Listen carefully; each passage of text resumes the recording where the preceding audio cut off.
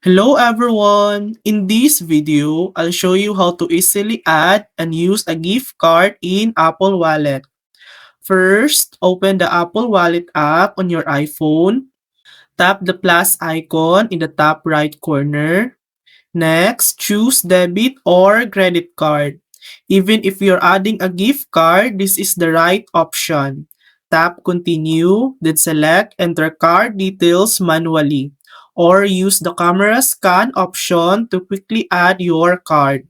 Once scanned or entered, your gift card will be added to Apple Wallet.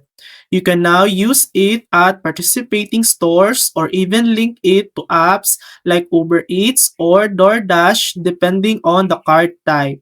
And that's it.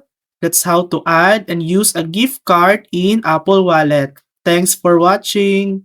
If this video helped you, please like and subscribe for more helpful tutorials.